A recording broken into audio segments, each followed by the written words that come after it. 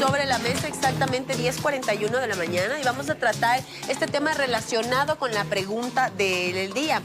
Apps para simular la voz de personas fallecidas por medio de la inteligencia artificial. Queremos dar la bienvenida a Pablo Díaz, consultor de inteligencia artificial, y también a Francisco González, terapeuta en desarrollo humano y social. Quisiera iniciar con Pablo. ¿Cómo estás, Pablo? Bienvenido, un gusto tenerte en el programa. Cuéntanos un poquito sobre esta nueva app que está causando un poco de polémica. Gente a favor y gente totalmente en contra. Ahora con la inteligencia artificial podemos hacer miles de cosas.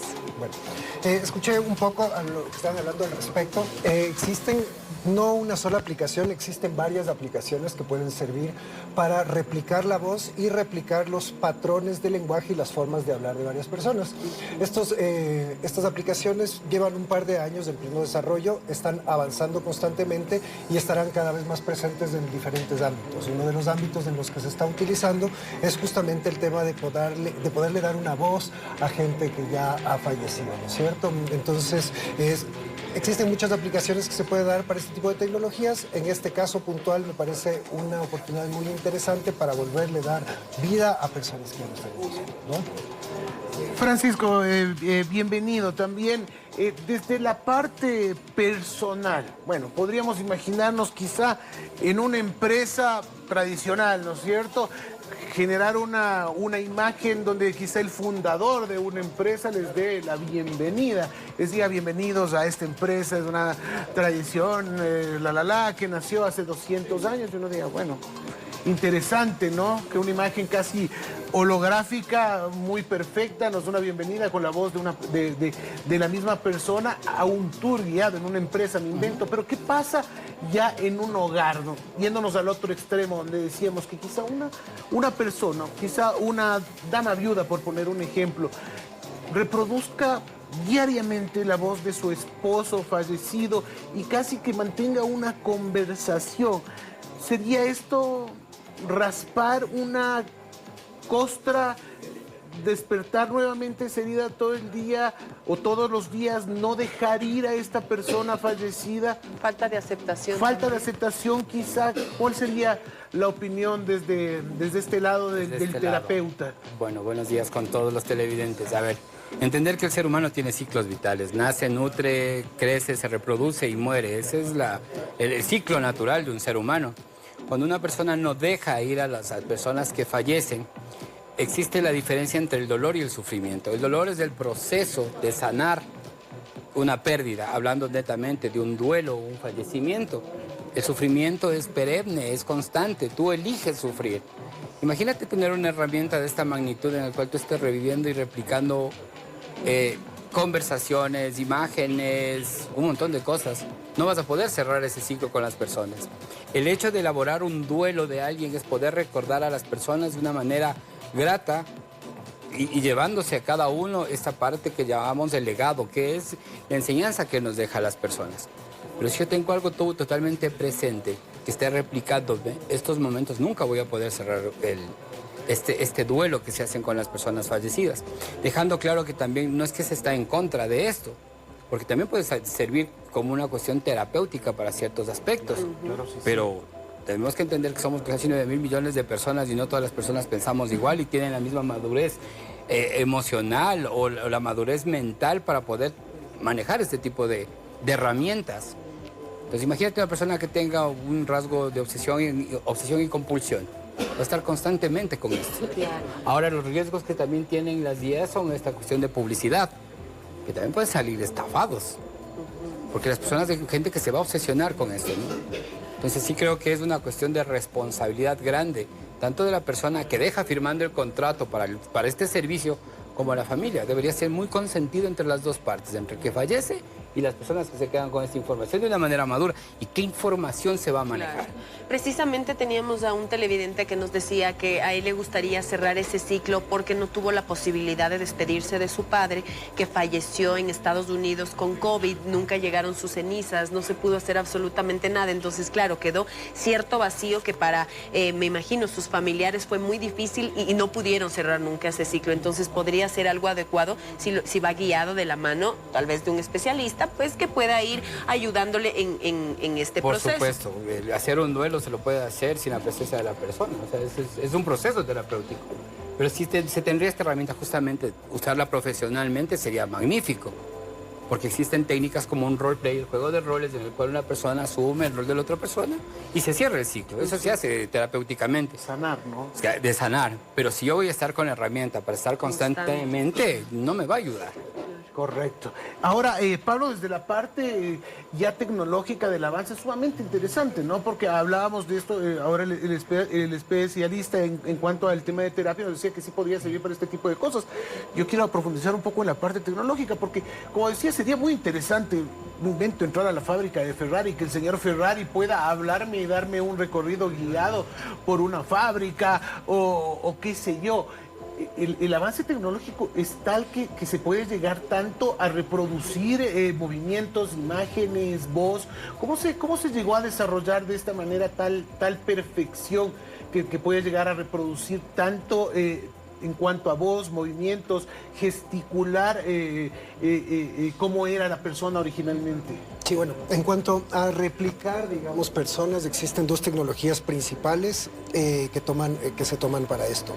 El uno son los modelos de lenguaje, lo que nosotros conocemos como ChatGPT, ¿no es cierto? Que es básicamente tú puedes darle parámetros de lenguaje y de cómo se habla a una máquina y puede responder. Si es que esos parámetros van de acuerdo a una persona en particular, va a tomar los manerismos y la forma de hablar de esa persona, ¿no es cierto? Si esto lo combinas con la tecnología para replicación de voz y que pueda replicarte a ti mismo en video, también tienes prácticamente todos los rasgos que son reconocibles de una persona dentro de esta tecnología. Entonces, si es que estoy tal como lo describes, ya se está haciendo para personas famosas. Ahora lo que estamos esperando es cuándo se va a dar para el resto de nosotros, ¿no? Y aunque parezca una tecnología muy difícil de alcanzar con los avances que se dan hoy en día, con la simple interacción de ti con una cámara y con esta tecnología, se podrían replicar muchos de los patrones que te hacen a ti una persona y otra persona podría percibirte a ti como esta persona. Y ahora eso no podría utilizarse también, porque siempre ustedes saben, la tecnología también puede ser usada para mal, no podría usar la delincuencia para hacerse pasar por alguien quizá y alguien que está vivo, ¿no? Hacerse pasar por alguien que está vivo y utilizarlo para estafar, qué sé yo. ¿Hay alguna manera de detectar esto o se tendrá que desarrollar en algún momento algún tipo de filtro para detectar que finalmente esto es inteligencia artificial y no se puede utilizar para el crimen organizado? Sin duda, todas las tecnologías que avanzan, digamos, también con estas seguridades. Pero la tecnología suele avanzar un poco más rápido que estas seguridades. Entonces, hoy por hoy, sí existe el riesgo de que muchas personas puedan ser tomadas del pelo por estas réplicas que existen de inteligencia artificial. Si es que bien mucha gente cae hoy en pequeñas estafas que se hacen por el celular, por internet, que no tienen ni siquiera tanta tecnología detrás. Imagínate cuánta gente con esta tecnología detrás, pues es más fácil, están más propensas a caer. Pero, pues con nuestro acostumbramiento a la tecnología, también nuestra alerta es un poco mejor, ¿no es cierto? Pero, para ser sinceros, es muy difícil hoy por hoy detectar ciertas cosas que están hechas con inteligencia artificial, así que fuera de todos estos temas interesantes, también es muy importante que la gente sepa que estamos sujetos a esos riesgos mucho más que antes. Claro, y precisamente también tenemos redes sociales en los que todos estamos subiendo videos constantemente y entonces, claro, es súper sencillo coger uno de estos videos y poder adaptar a tu voz, entonces eso podría resultar fácil. Nos vamos a ir a una pequeña pausa comercial, nosotros ya regresamos con más de nuestros invitados, así que si usted tiene alguna duda, alguna pregunta, hágala en este momento de la pausa y nosotros se las hacemos llegar. No se mueva que ya regresamos.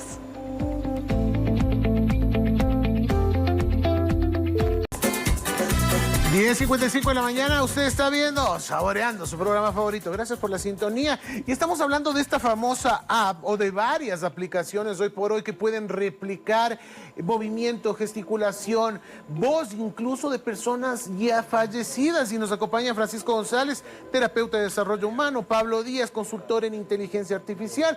Y habíamos ya desmenuzado algunas situaciones y vamos a hablar de algunas preguntas del público, pero antes una consulta para Francisco González. Nos había dicho Francisco que quizás sí podría ser utilizado esto como una buena herramienta para quizá implementar estos juegos de roles, ¿no es cierto? Quizá para sanar. pero habíamos hablado que quizás se podría llegar a este riesgo de abusar de esto. ¿Se podría generar quizá una dependencia ya a esto, de la utilización de estas herramientas? ¿Crees tú que se podría llegar ya a una dependencia, a un abuso, a generar ya una relación muy fuerte con estas herramientas al empezar ya a pensar, bueno, ya el esposo fallecido y ahora, no, pues abuelos, y a buscar demasiado, hurgar demasiado en la tecnología a Sí, una persona? Claro que sí. Una de las cosas que hablábamos en otras entrevistas era de las adicciones, Correcto. que es un macrosistema. Entonces existen adicciones al juego, a la tecnología. Si tú tienes una característica adictiva y tú a través de este tipo de apps o de este tipo de programas te genera un sentido de satisfacción, yo voy a estar constantemente buscando. ¿Qué pasa con las emociones de esa persona que está hurgando demasiado en ese pasado de personas que ya no están? Simplemente se está aferrando a ese pasado que ya no existe. Entonces, si esto me genera una satisfacción, yo voy a estar constantemente, obsesivamente en eso, obsesiva y compulsivamente. La característica de una adicción es eso, la obsesión y la compulsión por el uso de sustancias, cosas o personas. No sería como una situación que genera desde su raíz un vínculo totalmente emocional directo con la persona fallecida. Entonces yo voy a generar todo esto como un devorador de emociones, ¿no? Y voy a poder pasar horas, noches enteras. Pablo, hablamos de estas aplicaciones, pero a ver, es tan sencillo para nosotros poderla utilizar ahora. Es como que si yo tengo un video de alguna persona que ya no está junto a mí, puede ser como ChatGPT, que ingreso toda la información. En esto es igual, no sé, ingreso el video en algún lado para que coja estas características de cómo habla la persona. ¿Es así de sencillo poder utilizarla? Claro, digamos que estamos hablando de tecnologías en desarrollo. Existen formas en las que tú podrías replicar a otra persona utilizando simples técnicas como tener un video o tener un extracto de audio pequeño. Ahora, si es que tú quieres lograr esta interacción más parecida a la persona real, ¿no es cierto? Vas a necesitar un proceso de entrenamiento mucho más largo.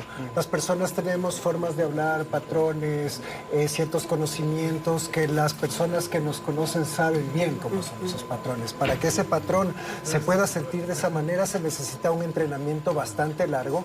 No se está dando hoy por hoy ese servicio aquí en el país, pero internacionalmente sí se están dando esos entrenamientos de estas máquinas que son bastante más largos, que les permiten tener los patrones suficientes para replicar a esa otra persona. Y es interacción.